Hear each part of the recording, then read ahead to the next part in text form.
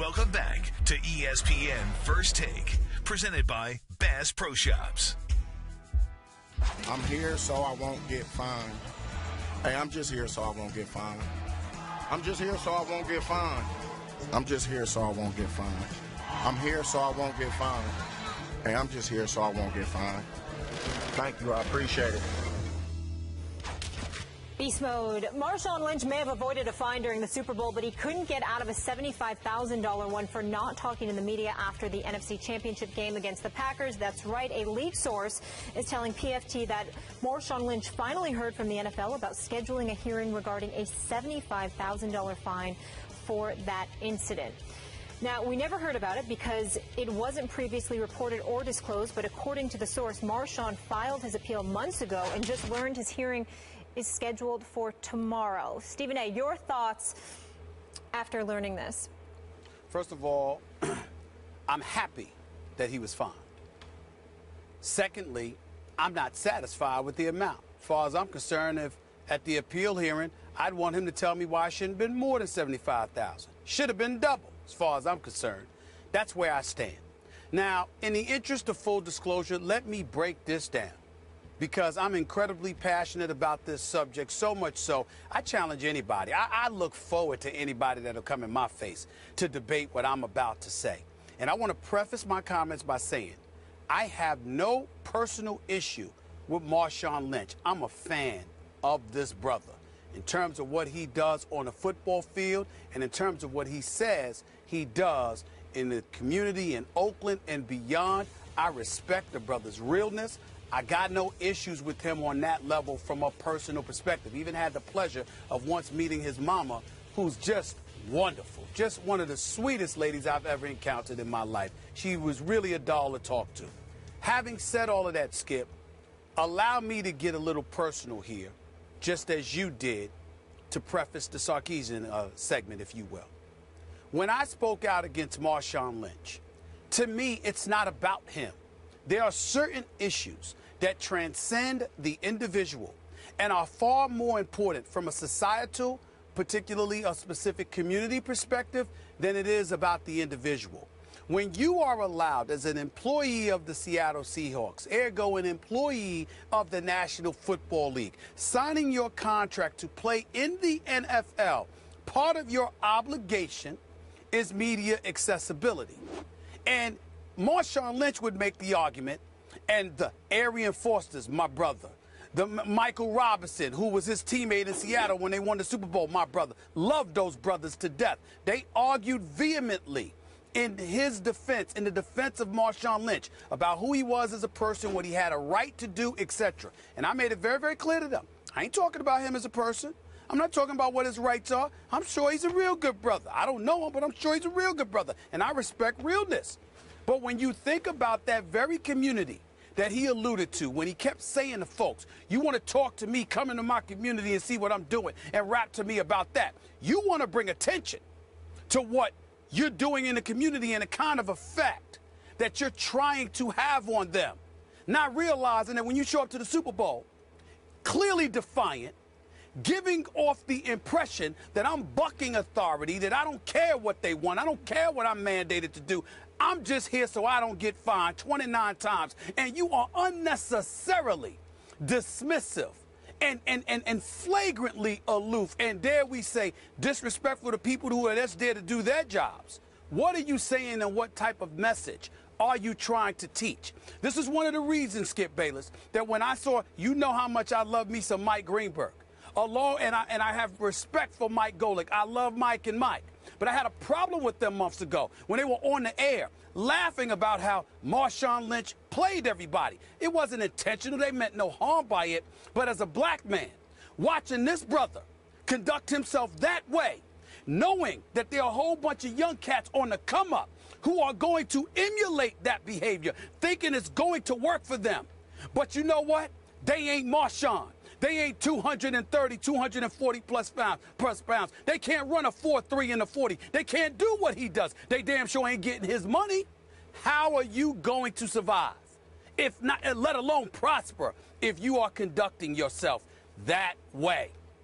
That's the issue here. You can't allow somebody to walk up there and so flagrantly buck the system, while at the same time telling us that these guys are role models, that these guys and their actions are going to be emulated. They have to be cognizant of that before, because it could potentially have a profound impact on fellas on the come up who may decide to emulate such a behavior and give them the impression that that is something that you can get away with. You have to send an emphatic message. You will not get away with something like that. We all must sit up there and capitulate to some degree. And the reason I brought this subject up to you, Skip Bayless, and I wanted to do it so desperately, Skip, this is one of the subjects that I brought up. Remember months ago when we were talking about, other issues, and Mark Cuban brought up his comments and cats were calling me a sellout and a coon and all of this other stuff. And I'm sitting there talking about, the hell you talking about here? I'm telling you what the deal is and what we have to guard ourselves against if we want to position ourselves to prosper. And if you emulate certain kind of behavior, it will work against you, because it will be held against you. And you have to send the message that there's certain things that you simply cannot do. Otherwise, you're going to pay a heftier price for it than you ever imagined. Marshawn Lynch may not have to worry about it, but you will. And we have to discourage something like that. And that's why I'm happy that the NFL took the position. We will find you. We will find you, and we will make sure that you know this is not something that you need to do, lest it's going to cost you. Okay. I have no problem with it. Help me out a little bit here. Take me a level deeper. Sure. I certainly agree, and I think your premise is that it is the responsibility of every NFL player to help promote the product that is the National Football League, that pays them the salaries they're paid, by speaking to the media just in a promotional vein to get more attention for the NFL, to get their quotes in newspapers, to get their quotes on First Take, wherever. Right? That's where you're going, right? Absolute. That's part and parcel of it, Skip. But you can use the word promote all you want. What I'm trying to say to you is you have a responsibility to say. They call it promoting the product. Nobody has a right to go up to Marshawn Lynch and ask him about his personal life and expect him to have to answer. But if I have a question for you about the New England Patriots on Super Bowl week, what is your problem? If I have a question about you running the football, what is your problem? This guy wasn't available to talk to the media when Pete Carroll passed on giving him the football a half a yard away from the goal line, but he could talk to Conan O'Brien and tell him. I mean, come on, man. Okay, you've got to be kidding me. Okay, I'm with you. You lost me a little bit. Is it just a black issue, or is it just a player issue? Wouldn't you say that for any player? I'm saying to you, it's a player issue. All I'm confessing to you about is that there are players on the come up who look like Marshawn Lynch, who come from the same kind of community as Marshawn Lynch, who would emulate him, and they don't happen to be white, Skip. With you. Okay, now, remember, Marshawn did beat the system a little bit here, because he got even more famous by what he didn't say or wouldn't say at the Super Bowl, and it helped him get, to some degree, the Skittles endorsement in the Progressive Insurance national TV ad. So some young players coming up will say, well, but he won. He got fined $75,000. I agree with you, it should have been more, but I don't know how much he made from those 2 national endorsements, but it's a whole lot more than $75,000, I'm going to guess, right? But my response to that, Skip Bayless, that's fine, good, and dandy. But if you've got Mike and Mike on the air bringing up that point to laugh and talk about how he played the system, somebody on the come up trying to emulate that kind of behavior who looks like him but doesn't get over, and they end up doing. Are you going to laugh at that? No. It's not. I'm saying it's not funny.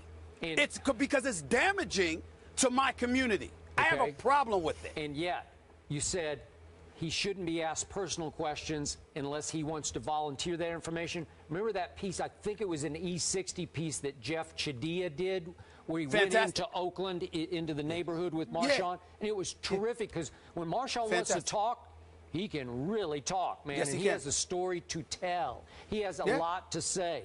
He has a lot of wisdom in him that just spilled out in that piece. So that's when he chooses to, it's there. So, again, I like the example he set in that piece, and I don't know why he couldn't just carry that on into the Super Bowl week. I have no idea. I don't mean to say that the media doesn't have a right to ask you questions, because delving into you or whatever, they may have to ask you some personal questions. You have a right not to answer. But as it pertains to the sport play, Skip Bayless, LeBron James is the best basketball player in the world. LeBron James gets interviewed all the time. Do you really think LeBron James wants to do as many interviews as he has to do? Do you really think that LeBron wants to talk? Of course he doesn't. What about Dwayne Wade? What about Derrick Rose? What about Carmelo Anthony? What about Kobe Bryant? What about Kevin Durant? What about Russell Westbrook? You really think they don't have anything better to do with their time? But they understand there is a responsibility that comes with it. And Marshawn Lynch wants to sit there and say, no, I don't have that responsibility. And the NFL is reminding him, yes, the hell you do. As far as I'm concerned, the appeal hearing should be about why shouldn't it be more than $75,000? You getting away with this. Yeah. As far as I'm concerned, should be more. Last double. Point. Remember also, this is Marshawn's 9th season in National Football League at age 29, and at some point it will end for Marshawn, and maybe he would look back and he might regret that he didn't make himself a little bigger personality. Go ahead. But it's not about what he regrets. It's about the NFL and professional sports or any entity serving the reminder to Joe Public that you don't get to walk in and just do what you want to do when you sign on board to be a part of this. You have to capitulate and acquiesce just like everybody else. That's what you have to send. Got it. Point made loud and clear, Stephen A. Thank you. And we go from one guy who doesn't want to talk to the media to another guy who is and maybe shouldn't be. Is Jake Gruden taking shots?